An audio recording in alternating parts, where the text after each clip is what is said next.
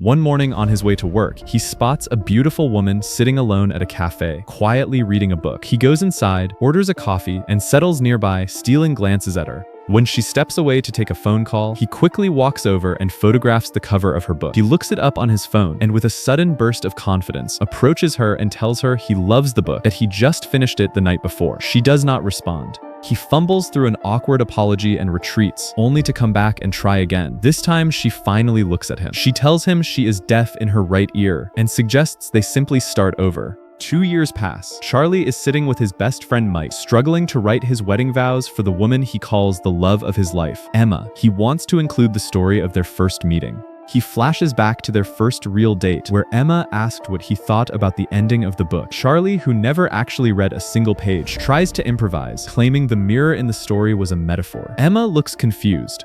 He breaks and admits he had never read the book at all. He only used it as an excuse to talk to her. To his relief, she finds it endearing and calls him a weird little British freak in the most affectionate way possible. Back in the present, Charlie tells Mike he wants to mention Emma's laugh in his vows, how it is both adorable and strangely repulsive in the best possible way. He also loves how she turns serious moments into something funny. When he tries to add something about their intimate life together, Mike immediately shuts it down, pointing out that their families will be sitting in that room. Meanwhile, Emma is in tears trying to write her own vows. Her boss and close friend Alice, who runs the bookstore where Emma works, and Rachel, Mike's wife and the maid of honor, are both there offering conflicting advice. Alice suggests Emma talk about how they first met, since it is a genuinely funny story. Emma nods, then thinks back to their first kiss, the night Charlie tried to sneak her into a museum he did not actually work at. His access card failed. The alarm blared the moment he pushed the door open. In the middle of the chaos, he looked at her and kissed her. Alice also brings up the time Charlie came to visit Emma at the bookstore, and Emma was so overwhelmed with feelings that she ended up having a panic attack. Rachel points out that it was not even close to the first time Emma had seen him. Emma laughs and admits Charlie is not only her first love, but also her first real crush at the age of 30. When Rachel finds that strange, Emma shrugs and says she used to be ugly. Charlie also tells Mike about the first time he told Emma he wanted to marry her. She did not hear him because of her ear. He repeated something close to it, but the words came out garbled and they both laughed it off. Mike thinks it is a little corny, but admits it is still sweet. Later, Charlie and Emma attend their wedding dance rehearsal. Their instructor is precise and intense, calling out every step. Emma feels the whole thing is too rehearsed and wants to dance more naturally. The instructor insists weddings are performative by nature. Emma puts on her own song instead, and the instructor is not impressed. After the lesson, as they walk outside, Charlie suddenly stops and tells Emma he just saw their hired DJ Pauline smoking heroin on a street corner. Emma goes to look for herself and confirms it. That evening, the four of them sit together at a wine tasting. Charlie, Emma, Mike, and Rachel. They fill the couple in about the DJ situation. Rachel thinks they should find a replacement immediately. Emma is more hesitant, saying she does not want to judge someone based on one bad moment. Charlie admits he is fixated on it now and cannot let it go. Emma pushes back, saying it would not even be a conversation if they had not happened to walk past her at the right moment. Then someone brings up a game they played before Mike and Rachel got married, each person sharing the worst thing they have ever done. Mike goes first. He talks about his college girlfriend Tessa, whom he brought to Mexico for her birthday. While walking through a back alley to their hotel, a stray dog rushed at them. Tessa tried to kick it, and the dog bit her. And in that split second, Mike stepped behind her and used her as a human shield on her birthday. When it is Rachel's turn, she tries to back out, but Mike insists. She reluctantly admits that as a child, she had a neighbor a few years younger than her, a boy who was slow. One day he told her about an abandoned RV he had found and invited her along. Inside, she noticed a closet and dared him to climb in. She does not fully understand what came over her, but she locked the door and ran while the boy screamed. When his father came around asking questions later that day, she was too scared of getting in trouble to say a word. The boy was left there overnight. A full search party found him the next morning. He never told anyone it was her. Charlie confesses that at 14 he cyberbullied someone so relentlessly that the entire family eventually moved away, though he adds quietly that maybe they were already planning to move. Then everyone turns to Emma. She hesitates, but Rachel and Mike press her until she gives in. What she says next changes the entire atmosphere at the table. When Emma was 15, she had planned a school shooting. She had been deeply depressed. Her family moved constantly, and when they settled in Louisiana at 14, her classmates made her life miserable. She had no real friends. She became fixated on a dark community she found online, drawn to the aesthetic of it, even getting attention because, as she puts it, she was a girl. She brought her father's rifle to school and came close to going through with it. She says she is deaf in one ear because she was practicing with the gun in the woods and held it too close. Charlie goes pale. He tells her she said she was born that way. Emma just laughs nervously. The table goes quiet. Rachel is not laughing. Her cousin Sam is in a wheelchair because of a shooting. The name does not register immediately for Emma, and Rachel's patience snaps. Emma apologizes desperately, insisting she was only 15 and that she never went through with it.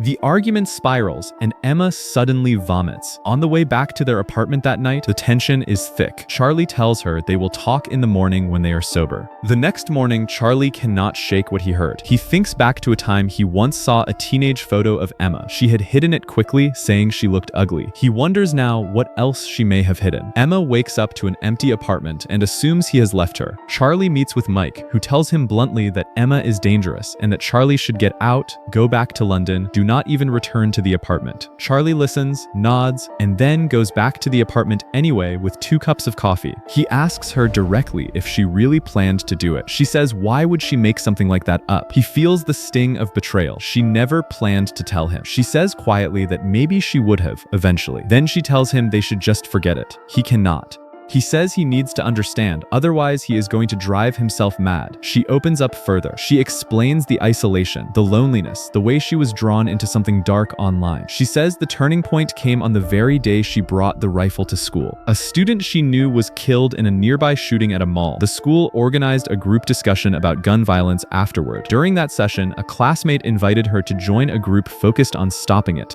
Emma was chosen as the spokesperson because of her boldness, and she threw herself into advocating against guns from that point forward. She says it felt like waking up from a very bad dream. Charlie asks if those urges have ever returned. She says no, firmly. Later, Emma tells Charlie that Rachel is not responding to her calls, texts, or emails. She also mentions she had Alice bring Rachel onto a work project, but things between them are clearly broken. Charlie goes to Rachel's workplace the next morning and asks her not to back out of being maid of honor days before the wedding. Rachel tells him Emma had her removed from the very project Emma had begged her to join. Charlie defends Emma, pointing out that Rachel is hardly in a position to judge given what she once did to a child. Rachel fires back, saying there is a fundamental difference between an impulsive act and planning a cold-blooded attack. The argument heats up. Charlie makes a broader point that gun violence is so common in America that there must be thousands of people who once came close to something terrible and quietly turned back. We would never know because they would never say a word.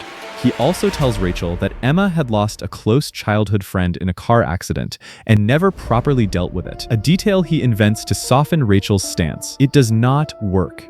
Before leaving, Rachel says she will only agree to be maid of honor if her cousin Sam also agrees, and she is meeting her that afternoon. Charlie tracks down Sam and approaches her, saying he thinks she would really like Emma. That night, the tension between Charlie and Emma seeps into their private life. He cannot be present with her. She notices. He denies he is overthinking anything. She calls him out on throwing away the cup she once gifted him, a mug with a gun printed on the side. He snaps and says he did not realize it meant so much to her. She tells him it is not about the cup. He apologizes, admitting he was trying to deflect with humor the way she often does. The following morning, Charlie goes to his coworker Misha and asks her what the worst thing she has ever done is. She tells him she once cheated on a kind partner with an older married man who treated her badly. When Charlie returns the question to himself, he says he cannot think of anything.